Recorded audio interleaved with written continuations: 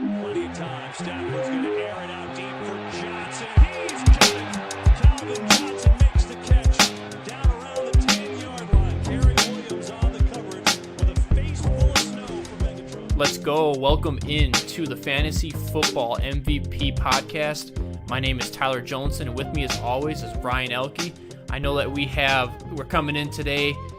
2 weeks we were off. We were very busy. I know Ryan was working a lot of hours at his job. I just recently got engaged, and I'm working on a lot of engagement plans, working on wedding plans, and with work and sports, it's kind of hard to find a time for me and Ryan to get together. So we're going to plan on every Monday. I think Monday works well for both of our schedules.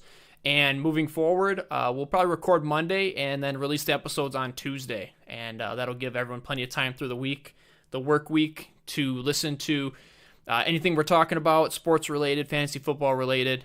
It gives you plenty of time. I know that Ryan right now is watching the Bucks and the Brewers live, both at the same time. You got any updates, anything exciting going on right now? This is a huge game for the Bucks. I mean, the Brewers is still regular season. I mean, they still need to get it going. They're struggling a little bit. Their pitching is horrible, but the Bucks are actually up 2 with 3 minutes to go in the third quarter. And if they win this game, I'm really confident that they'll be playing the Sixers or Raptors in the conference finals, and that would be amazing. And this is the hurdle. This is the hurdle for the Bucks, and I think the next team they play is not going to be as hard as the Celtics. I think the Celtics have... That's what I just wanted to say. I feel like the Celtics are the second most talented team next to the Raptors in the NBA, behind the Warriors. But I mean, they're not as good of a team though. They don't put it all together. But talent-wise, they got talent all over the board. Yeah, and it's an exciting game. So hopefully we can catch the end of the fourth. After we're done with this podcast. Keeping an eye on it. I don't want to miss anything that happens, especially coming down in the fourth quarter. Yeah, and if anything happens, let me know. Now is I feel like there's a lot of favorable calls going Boston's way, which I expected, unfortunately. Yeah. So Ryan will be able to keep us up to date on that Bucks game, or at least keep me up to date on the Bucks game, because unfortunately I can't watch Bucks fans, they came out of nowhere, all over the world. We welcome you. We welcome you. Hop on. So today's episode, we're going to be talking about just fantasy news in the NFL, anything that impacts fantasy or has been impacting players. I know we have a couple big stories that we missed these past couple weeks. And then also we're going to jump into our top 10 running back rankings going into next season. It's the early top 10 running backs. And looking at our consensus, we have a few very varying opinions at the end of our 5 through 10. So that'll be exciting to talk about. Moving into the first story that we have to talk about is Big Ben. He's getting paid, and he's getting paid a lot for a 38-year-old quarterback. Say what you want, man. He deserves it. Yep, 2-year extension, $63 million, and I am on board with him deserving it. I would agree 100%. It's a lot of money for a quarterback his age, but what do you think of when you talk with Steelers nowadays? If you hear Steelers, who's the first guy you think of? I think of Big Ben. Yeah, I would think of Big Ben even with Brown and Le'Veon Bell. Oh, yeah, exactly. And to correct myself, he's 36, so he'll be 38 at the end of his extension. So you're seeing quarterbacks play to up to 40 years old nowadays. I mean, Peyton Manning I think did it. What's Tom Brady? What is he? 41, 42? Yeah, he's in his 40s. Eli Manning's got to be 38. Phillip Rivers has got to be damn near the same age. They were in the same draft class. And Big Ben just produces year after year.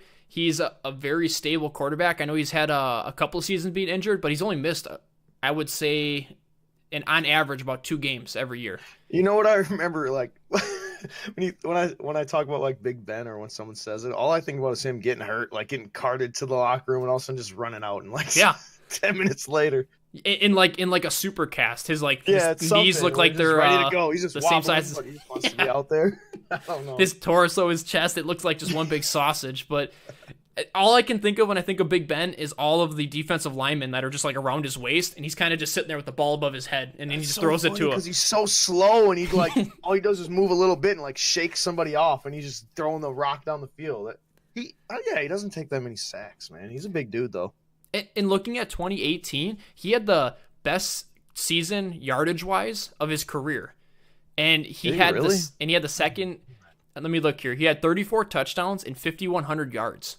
So he had the most touchdowns, and he had the best season, I guess you could say, for his career. And he's 36 years old, got the extension. I don't see him, because he loses Antonio Brown and then he loses Le'Veon Bell, or he didn't even have him last year. I don't think that hinders him from having another great season.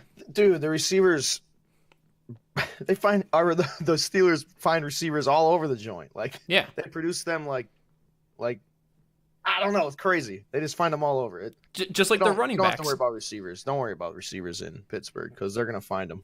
So, yep, I see Big Ben just deserving. I know people look at some of his allegations, but as a quarterback, he is fantastic. He's led the Steelers for sure to the playoffs nearly every year. I mean, you got to keep somebody like that around. So didn't he start really slow last year too, and was like contemplating retirement, or was that the year before? I think that was the year before, because the year before he had a low. That's when they lost to the Jaguars in the division round, didn't they? Pretty sure. Yeah. Okay. Yeah. Yep. So Big Ben, great quarterback. It's good to have him a couple years. We have seen when he goes down. I mean, I don't even know who the replacement quarterback is anymore. I think they just signed somebody. Michael Vick. No, I'm just kidding. Yeah. So, I guess we'll see. We'll see what 2 more years of having Big Ben is a plus, and eventually they're going to have to draft a quarterback here. So that'll be a fun ride.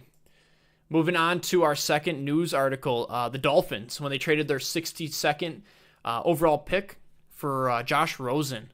So Rosen's going to go join Fitzmagic for the Dolphins uniform. What do you think about that? Oh, I forgot that they had Fitzpatrick. He signed there thinking he was gonna be the only guy, but now he's got Josh Rosen to compete with. And I like it.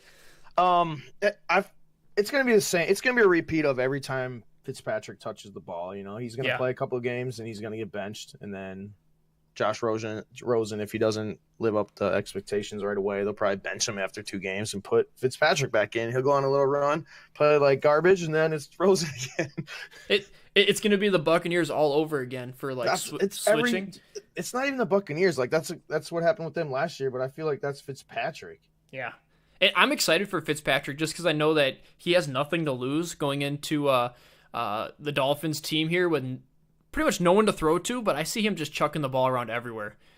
I think that's what they brought him in for too. Is just kind of that celebrity type look, because people know him as Fitzmagic that was lighting up the yardage last year for the Buccaneers. So what I respect about Fitzmagic is he's not afraid to throw the rock, dude. He doesn't care if he throws 5 picks as long as he throws 6 touchdowns. You know what I mean? Like he's out there just slinging it. And you're looking at the Dolphins, and it's like Kenny Stills is the one, Devontae Parker, and then you have Parker's gonna have a big year. Keep an eye on him, seriously. Yeah, you know how we were talking about who was the guy that we had? James Washington, I think we talked about. Just a couple sneaky receivers, and Parker, they re-signed him after all that talk of them trading him, and this is gonna be his last year, and they re-signed the guy to a 2 or 3 year deal, so they're gonna use him. The guy's crazy talented. He was a first round pick a few years ago.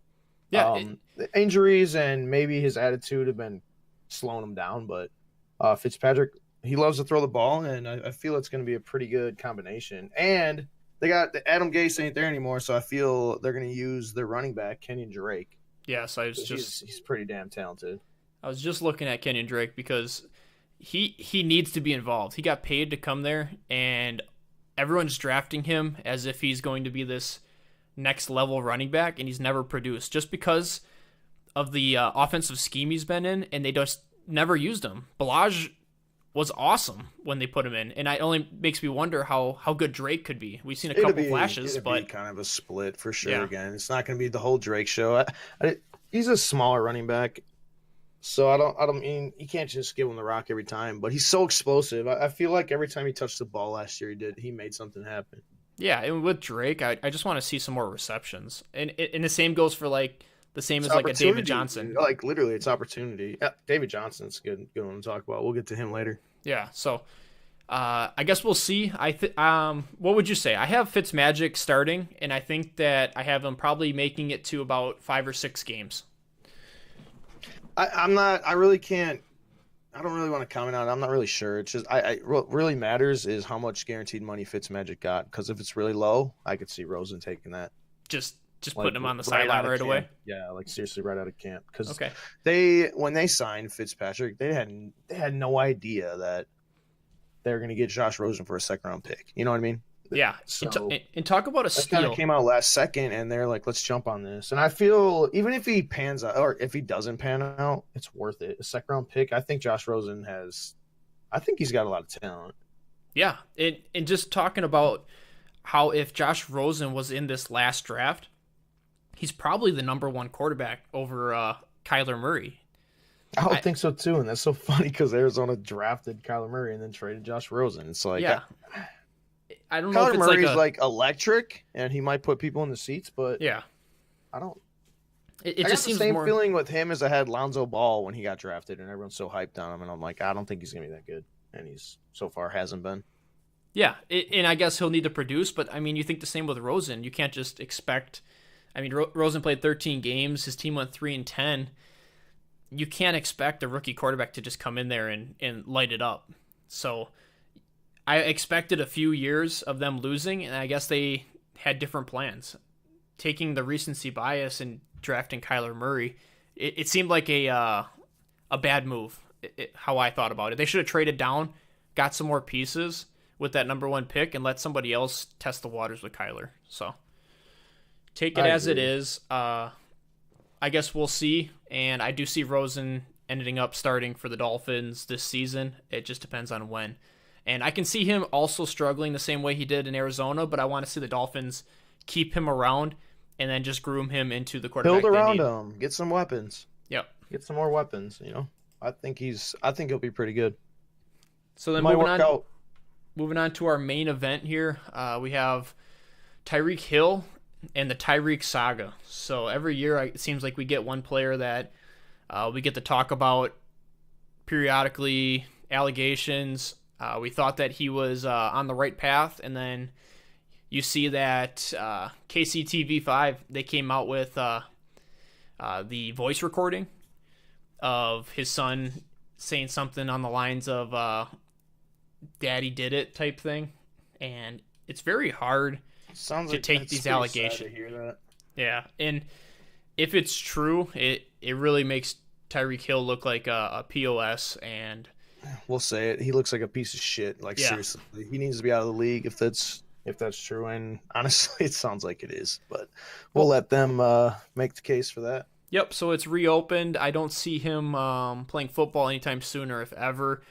And there was a very interesting text message exchange that got leaked on Twitter that sounds absurd. It sounds almost like Tyreek Hill talked his wife into texting him something to try and get him out of this. And did you ever see this, Ryan? I did not see it, but it sounds like a paid little scheme here.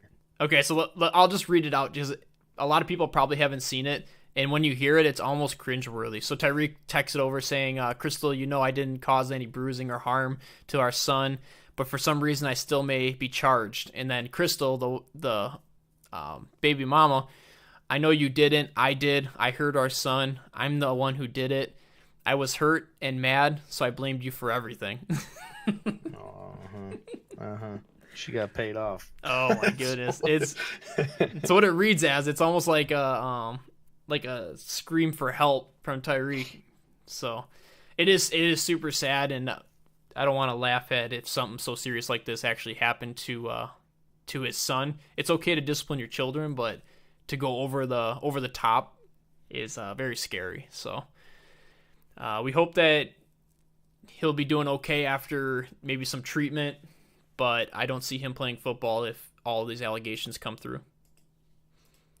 I agree, man. He just shouldn't be. He sounds like a piece of shit. Yeah. Even he had an incident in college.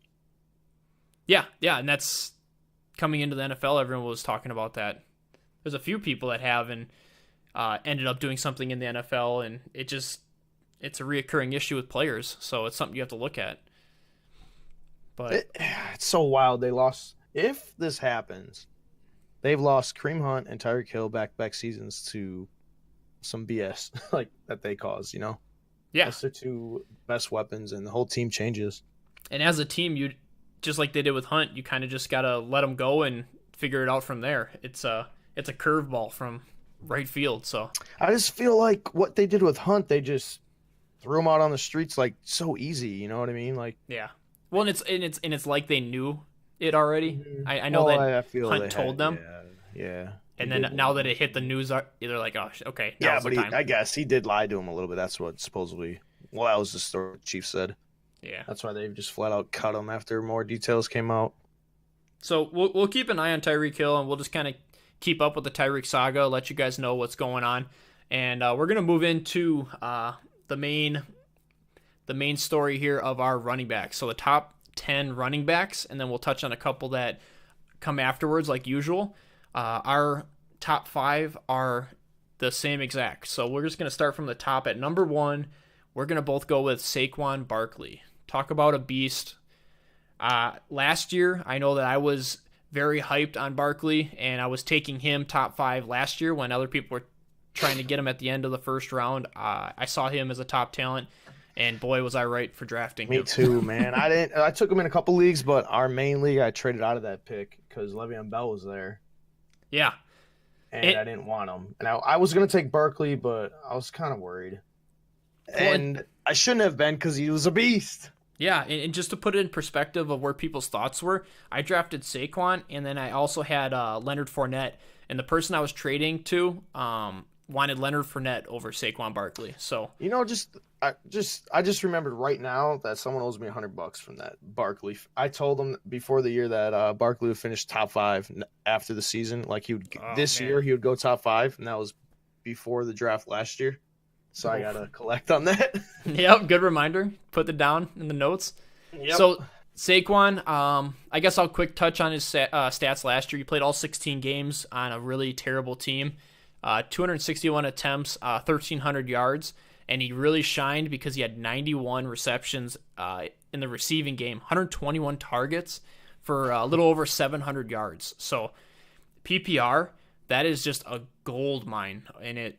The thing is, if Eli Manning stays at QB for the rest of the whole year, which I think he will, honestly. I think so too. They were talking about him. I don't see next why 2 years. not. Just get like Eli Manning. He didn't carry the franchise, but he's been around forever. He got you 2 Super Bowls. Why? I would just let him play it out. Just play it out, and then go to your terrible pick in Jones and see what he has. You know.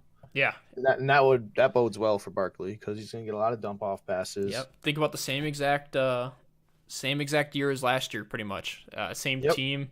I see it close to repeat, possibly even better. I think he can. That's scary to think he about. Can outdo himself on that. The man's a beast. So it's no doubt number 1 pick. If I had the number 1 pick, I would obviously take him.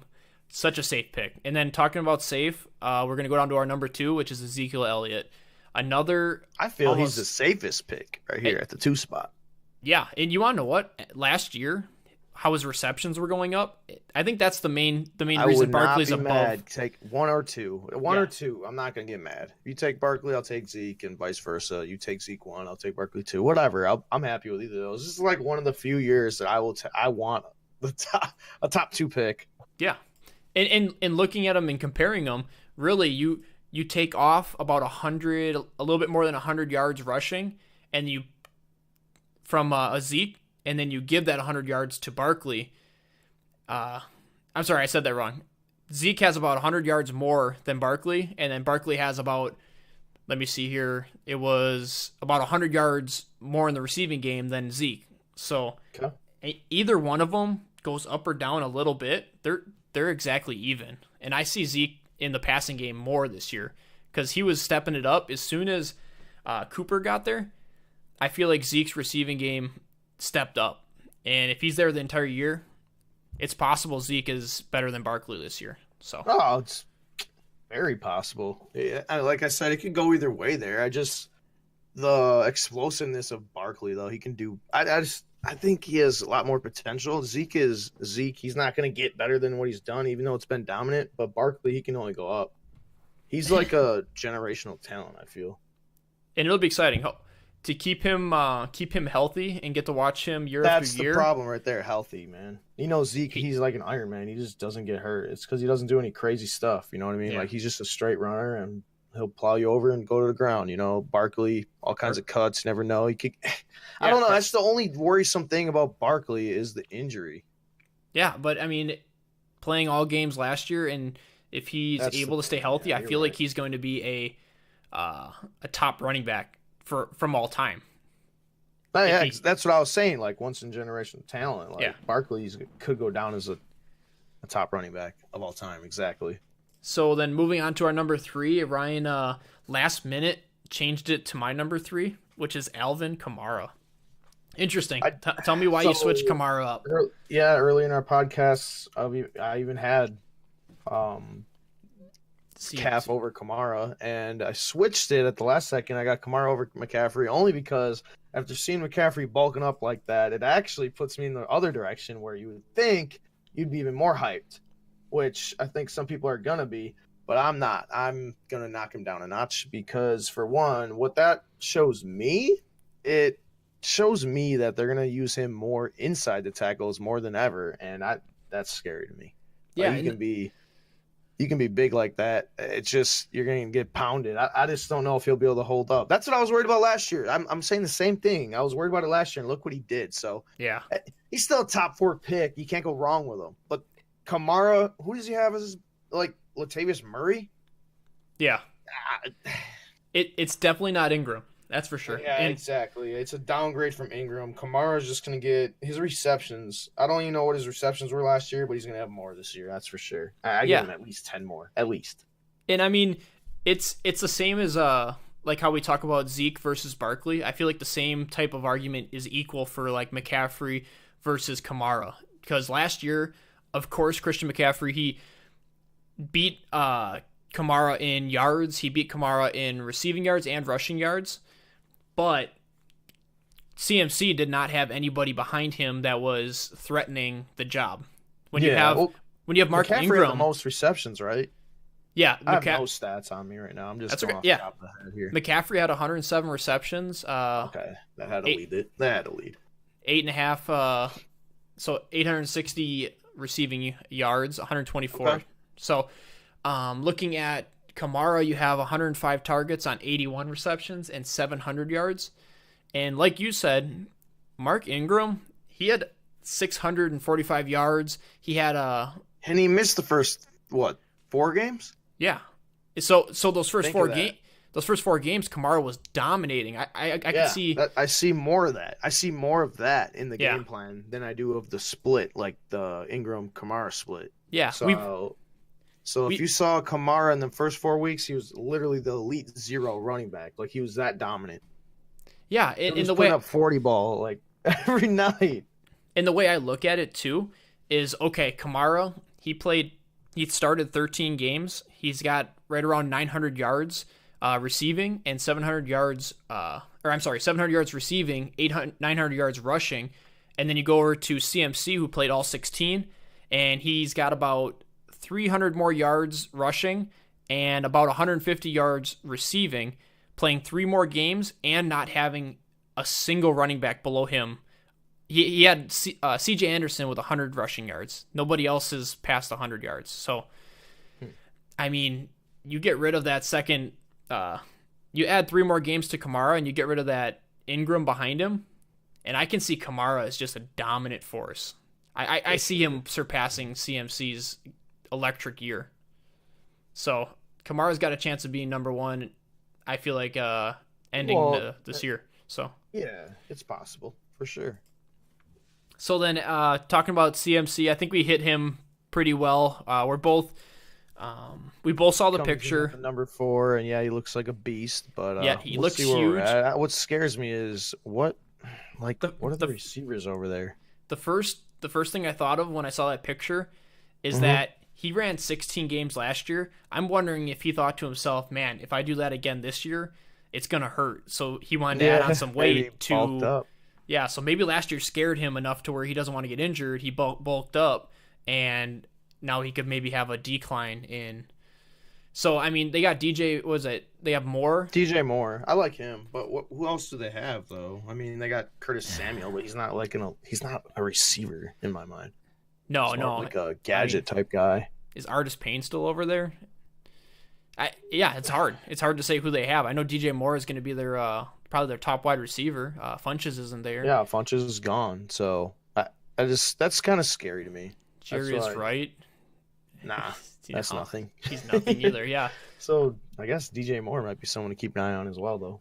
Yeah, and news just broke. I think today or yesterday, Cam Newton is going to be starting to throw the football. So.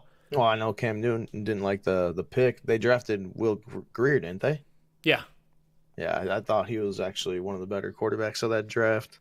So but I'm not a scout, so take my. Yeah, you got to be smart though. On that. As a team, you have a quarterback that's had some health issues. It doesn't. I think it was a good idea. I don't know why he was so shocked. Like he had some injury scares. Like the franchise is just trying to insure themselves. That's all they're doing. It's like the Packers. I would not be surprised if the Packers drafted a quarterback, and it wouldn't make me angry in the least bit because. See, this year I think it would have been a waste if we did. You have to pick one where there's. We got who the hell were they? Drew Lock. They wanted him. I think he's gonna be pretty damn good. So I wouldn't have been mad if they got him, but I don't think they should. Like, you can get out of Aaron Rodgers' contract after 3 years, but I see it at least 3 years. Next year, the year after, take your quarterback. Yeah, you have to look in the future and see when there's going to be a good quarterback drafting. He has to understand. Yeah. This year, I think he would have been pretty upset. It might have hurt him a little bit, and you know how he is. He's like super.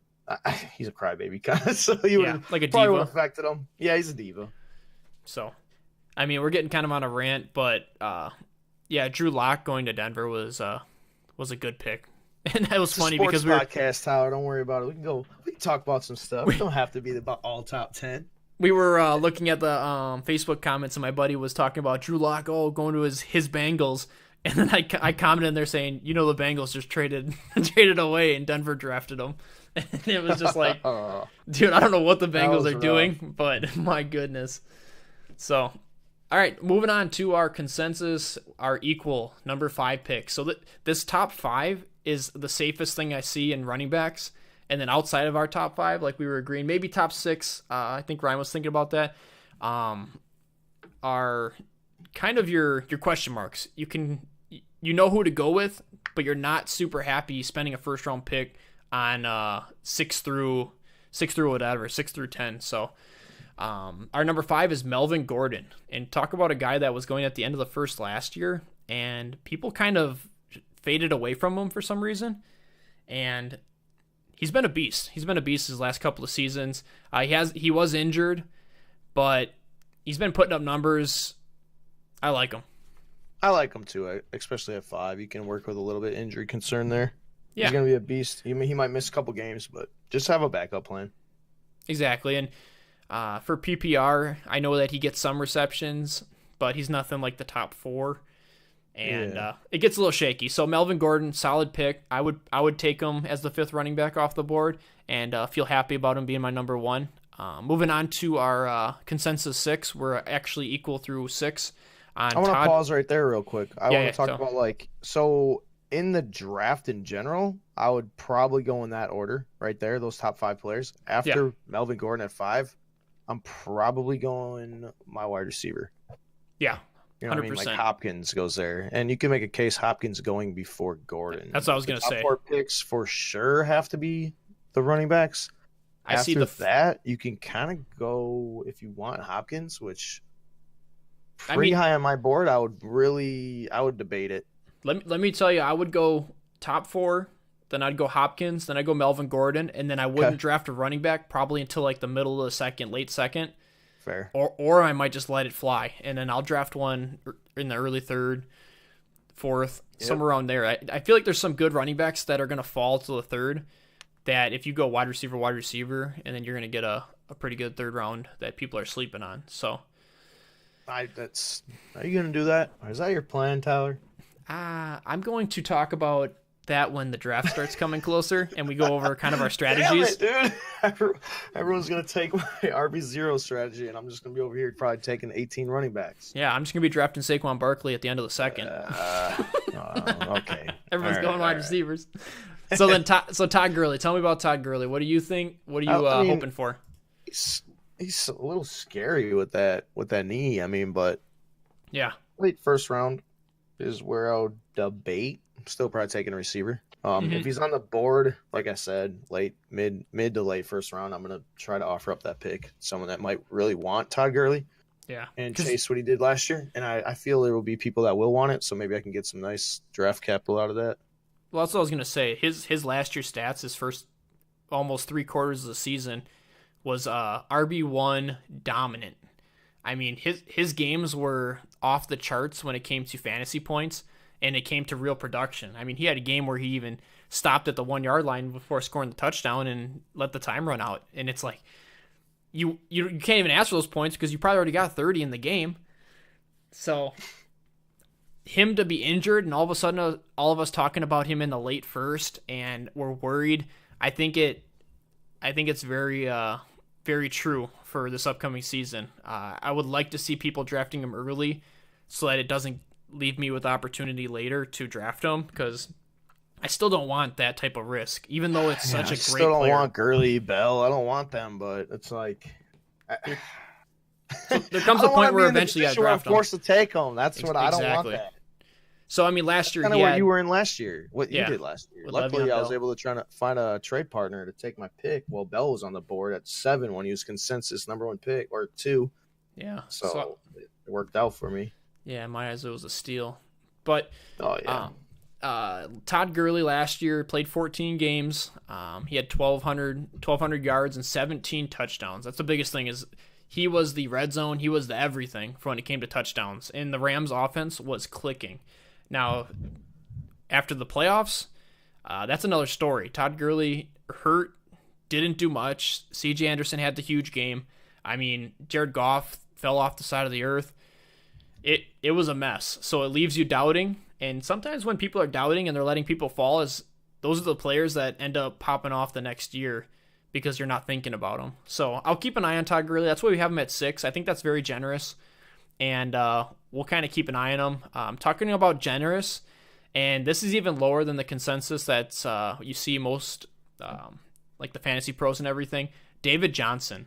And me and Ryan kind of have the same idea with David Johnson being in the top 10. Ryan has him at 7. I have him at 9. I see him nothing but better this year. Tell me what you think about him being with Kyler Murray. That's the thing. Kyler Murray, I feel that really helps the run game, because there's going to be a lot of focus on Murray. Yep. That's just going to give way for David Johnson to do well. And I feel after they didn't use him right last year. And they have to see that. They have to.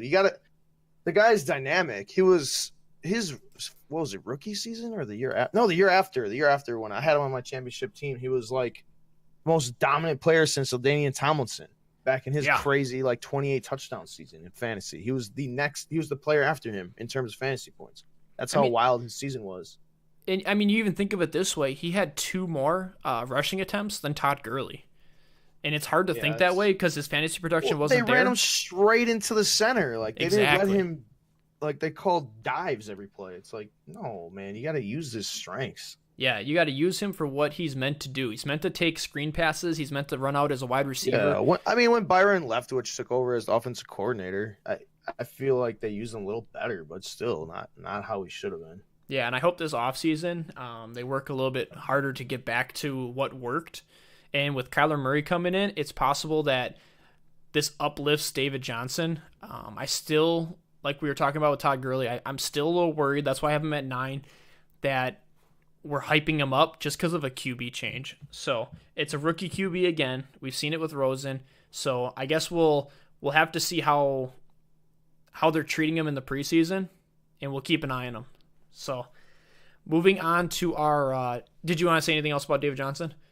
No, I'm good on David Johnson. They just need to use him right. That's all. And he could finish top 5 running back.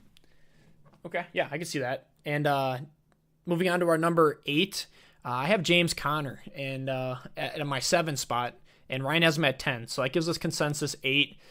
James Conner, he did get injured. He played 13. How many games he played? He played 12 games started, and 900 yards, almost 1,000 yards in 12 games. It only shows how good he could have been if he stayed healthy. And also 55 receptions for 500 yards, and that's also missing 3 games. So, or 4 games. So James Conner has it in him for a healthy season, and being in a Pittsburgh uniform and being a running back only says you're going to get the ball. Okay, see, I don't think James Conner is like the most talented player in the world. So, but being in the Steelers system, that helps any running back. So, I mean, yeah, he's definitely a top 10 guy. And they didn't draft an early running back. They picked one up later in the draft, but that only shows that either he's battling with Samuels for the backup, and I guess we'll see who wins that. But I think Connor is pretty safe, barring the injury. But I'll take James Conner early second. So I'd rather have Mixon. Yeah, I know.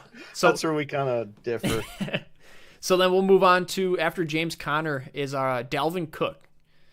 And Dalvin Cook is going to be a great running back. I know that it's hard to think about last year and how kind of the highs, he never met the highs. He got hurt. Affected him last year. Then he came back early, tweaked it, out another, 3-4 games. He's a good running back. He's a really good running back. Yeah. So definitely a possible top 10 guy. I have him just outside my top 10, but obviously our consensus here, he made it in there. Yep. I have him at 11. Yeah, but he could definitely. I have nothing against putting him in there. That's okay. So Dalvin Cook, it's kind of a tie. So we'll talk about both. Our 9 is Dalvin Cook, but it's also a tie with our 10, which is Joe Mixon. So I like Dalvin Cook only because Minnesota did not draft a running back, and I actually don't even know who the backup is anymore for Dalvin Thomas. Cook. I don't know. So you know what I'm saying? Like, it shows the confidence they have in Dalvin Cook. And he played 10 games. He started 10 games last year. So let's see him at a full 16 on a high-tempo Minnesota offense. I see him having a great bounce-back year.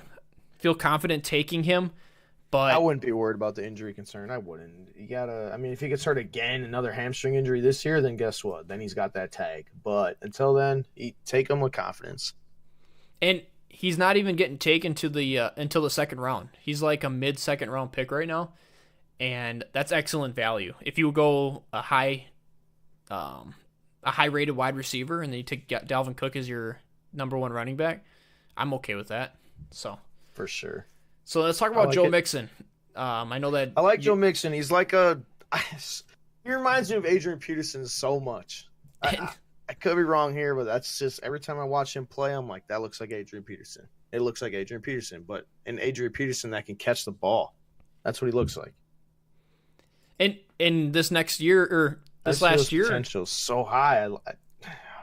He is kind of their only offensive source. AJ Green, I don't know if you can trust him. Andy Dalton is like, So Joe Mixon's gonna get the rock a lot. He might get banged up. He's shown that he's. I don't want to say I don't want to give him the injury prone tag, but he was banged up a lot last year too. Yeah, he hasn't played a full 16. But when you rely on Joe Mixon, 2 years ago he only played 7 games and had 600 yards. He's always had good yardage. Puts up numbers when he plays.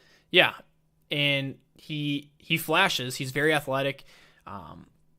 But I don't know. I've always been against Joe Mixon, and I'll continue to kind of stay away from him until he does show the promise that everyone kind of hypes him up to be. Because I feel like Joe Mixon he's outside of my top 10, and I just need to kind of prove it before I move him anywhere near the top 10. For sure. Would it prove health, or is that what it is, or? I think it's more or less the team and the team strategy, because Joe Mixon he's way more talented than Aaron Jones, but kind of the same situation where you want to see the offense kind of push him to the forefront and use his abilities how they're supposed to be used, and you'll see such a better, for us, fantasy player. So he had close to 1,200 yards in 13 games. That's nothing to that's what I'm saying, man. Like, you think of Joe Mixon, you're like, then you look at those numbers, you're like, oh, damn, I didn't know he did that. I guarantee that's what you thought. Well, and in fantasy, he's so up and down that I think that's what draws people away. He could be a solid running back. I don't know if that's true, man. His first few games of the year, he didn't have anything under 18.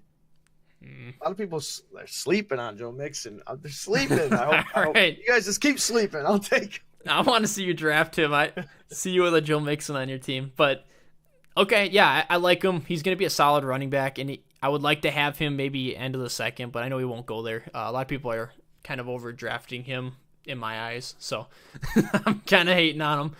But as a player, he's exciting to watch. Being on the Bengals, it's not exciting. So let's touch on a few outside of the top 10. People that I had in my top 10 that we couldn't talk about, and I think at my number 8 is Damian Williams. I like it. And he's not super exciting. He's never been a super exciting running back, but in a Chiefs uniform, and they didn't even go out and draft anybody to back up in this draft, and didn't sign anybody. I mean, Damian Williams is there with the extension, and it's almost like they're putting the chips on the table saying, you're going to be our guy. And if you think about having Kareem Hunt for a whole season, but you get it in Damian Williams, who is going at the end of the second round, early third, I mean, you could have an RB1 with 2 top wide receivers. That's how I look at it. So I like Damian Williams a lot, and I expect him to be in the top 10 if he stays healthy. That's the thing. If he stays healthy, he's going to put up crazy numbers there. Honestly, I like the top 10 pick on him, but I just feel it was too small of a sample size to throw him up there right now.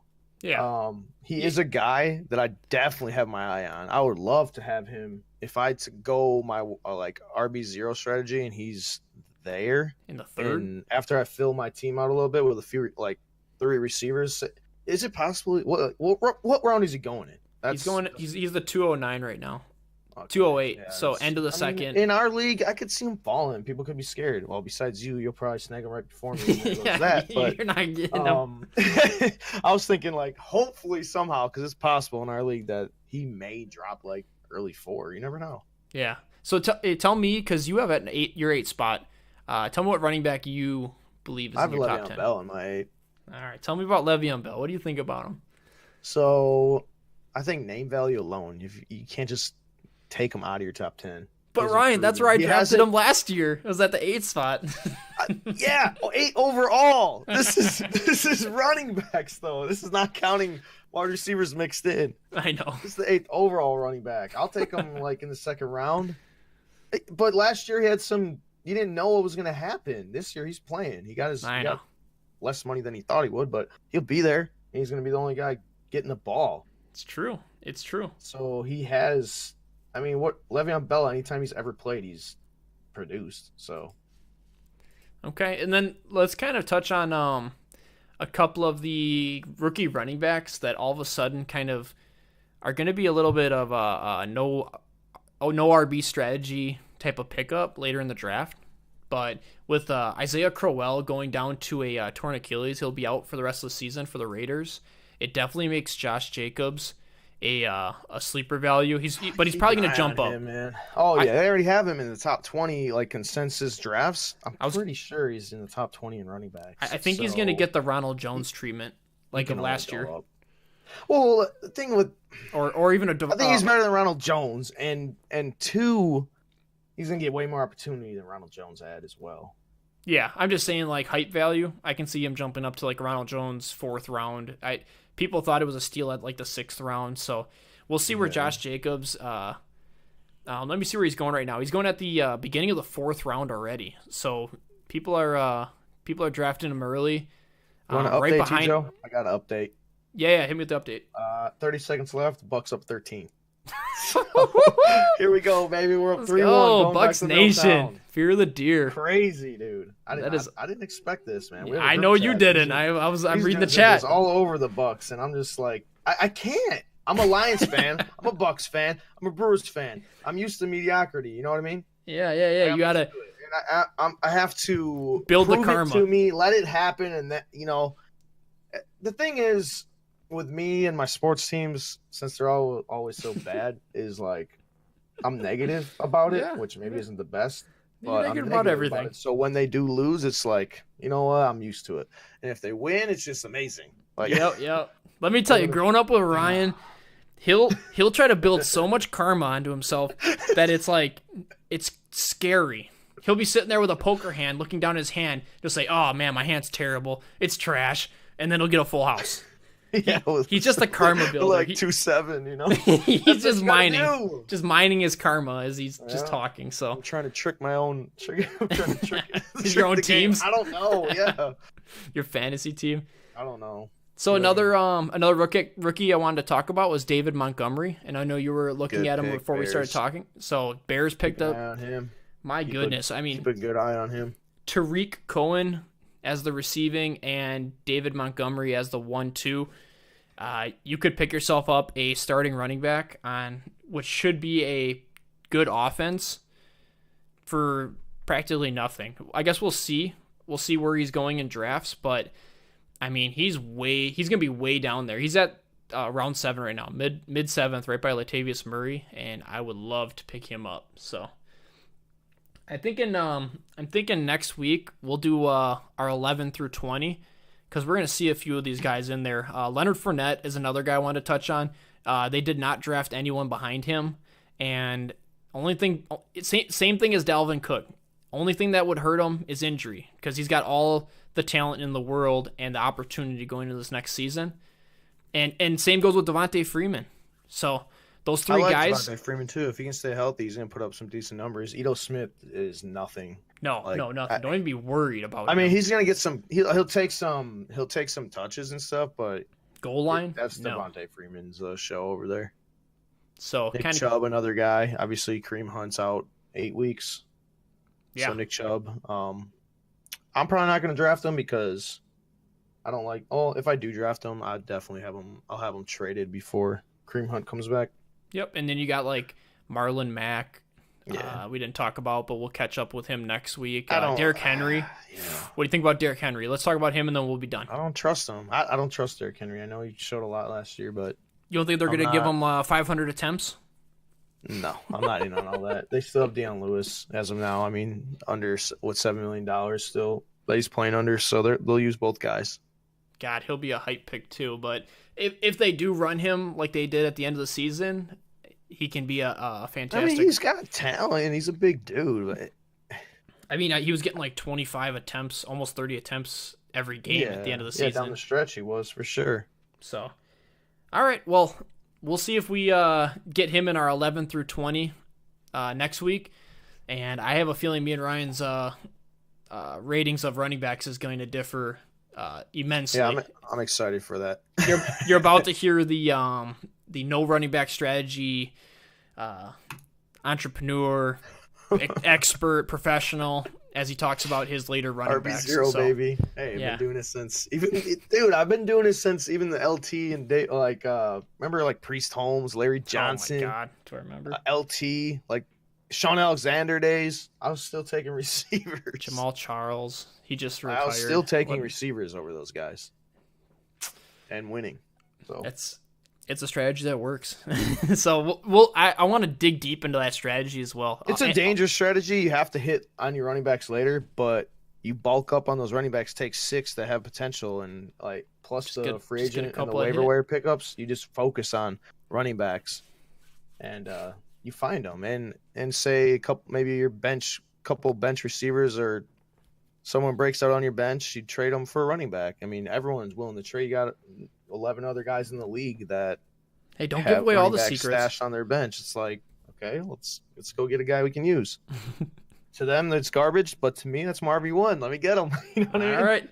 We're gonna dig deep into Ryan's strategy because he's got a lot of things going up in his head about the 0 RB strategy, and then I'll talk to you. Kind of my strategy's always been picking up a decent running back within the first 3 rounds, and I might be switching. So I appreciate everybody. Hasn't worked out for you.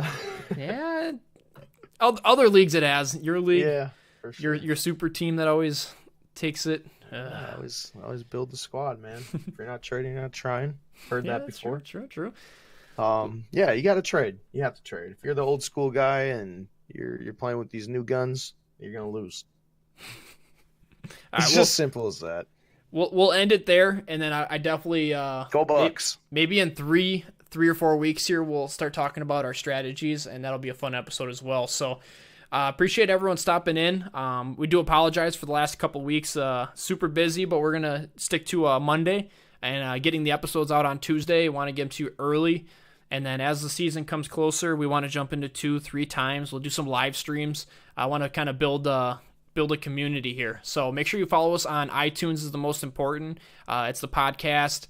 Make sure you give us 5 stars or 1 star, depending on how we do. Give us what you think in a comment, how we could get better or what you liked about the podcast. We're also on Spotify, YouTube. We got the YouTube challenge. No video yet, but we're putting each episode on YouTube.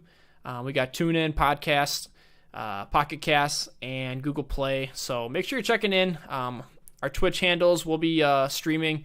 We'll put that in the show notes. So check the show notes. You have our Twitch, our Twitter, and then all the links for everything else. So appreciate you stopping by. Ryan, can I get one more update on the Brewers? You have it up right now?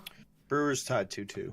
2-2, what inning? Yeah, 6th inning. So nothing going on there. Max Scherzer's still in the game. He's pitching pretty well. Chassin, I think, is still pitching. And the Bucks close it out, so 3-1 coming back to Milwaukee, which is Let's huge. go. Kyrie Irving walked off immediately, like before. He did that last game too. And they showed him in the hallway. He looked really pissed off. So count on him being on a new team next year. Oh, baby. I can't wait. And he'll be teaming up with KD probably. He's going to team up with KD in New York. That's going to be a nice little road bump we'll have to get past, but we'll be able to do it.